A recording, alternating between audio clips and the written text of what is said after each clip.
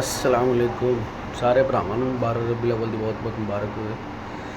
ਇਹ ਸਰਕਾਰ ਕੱਲ੍ਹ ਇੱਕ ਜਗ੍ਹਾ 'ਤੇ ਲੰਘ ਰਿਹਾ ਸੀ ਅਤੇ ਉੱਥੇ ਇੱਕ ਦੋਸਤ ਨੇ ਬੜੀ ਮਿਹਨਤ ਕੀਤੀ ਹੋਈ ਸੀ। ਅੱਲਾਹ ਪਾਕ ਦੀ ਜ਼ਾਤ ਉਹਦੀ ਇੱਕ ਕਾਵਿਸ਼ ਉਹਦੀ ਮਿਹਨਤ ਦਾ ਸਦਕਾ ਉਹਨੂੰ ਦੇਵੇ।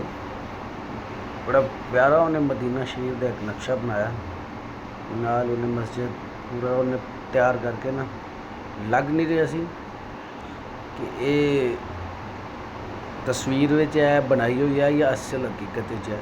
लेकिन क्या बात है, पूरे उन्हें एक एक चीज़ का उन्हें दरवाजे खिड़कियाँ गुंबद जिन्ने सन, उस तो बाद गुंबद खजरा, क्या बात है, माशाअल्लाह माशाअल्लाह माशाअल्लाह।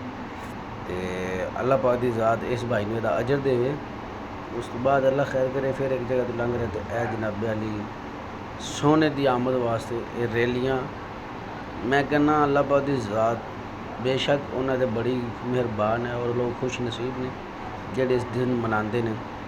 तो जेडे असी मुसलमान ही हैं जी, अल्लाह पाक के नबी के सदके अल्लाह पाक ने साढ़े गुनाहों के उत्ते पर्दा पाया हुआ है। तो असी वो उम्मत हैं जेडे इन्ने गुनाहों के बावजूद अल्लाह पाक के महबूब की दुआ के सदके साड़ियाँ शक्लां सूरतां बिल्कुल ख़राब नहीं होंदियां। तो सारे दोस्त कोशिश किया करो कि जोड़ा खुशी का दिन होता ना उन्होंने खुशी नाल ही मनाया करो। इस तो वड्डी तो खुशी कोई नहीं दुनिया ते कि सरकार की आमद होवे तो बंदा खुश ना होवे।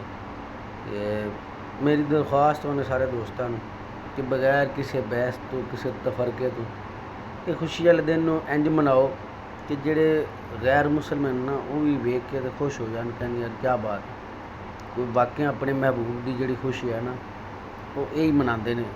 और सारे दोस्त मिल जुल के ना आधे इलाकों आधे गलियां पिंडों के आधे महल्ले छोटी शक्लों के भावें रैलियां कढ़ लिया करो। तो उस तो बाद एक अहम तो जरूरी गल कि ये 12 रबी अव्वल गुजरन तो बाद जोड़े झंडे लगे होंगे या फ्लैक्सां लगे होंगे, इन्हां दी पूरी जिम्मेदारी चक्या करो कि ये ख़त्म होने तो बाद इन्हों शहीद होने तो पहले चुक लिया करो, क्योंकि इन्हों ते बड़े प्यारे नाम या बड़े प्यारे नक्शे बने होंगे ने। हुण जिस तरह लगे ने ये अगर डिगणगे तो बेहुरमती है, ये अगर रुलणगे तो बेहुरमती है। तो दोस्तों के अगे अपील भी है, तो गुजारिश भी है कि यार इन्होंने चीज़ों का भी बड़ा ख्याल रखा करो। खुशियाँ मनाओ बहुत अच्छी गल, लेकिन इन्होंने चीज़ों का ध्यान रखा करो। तुहाडी बड़ी मेहरबानी।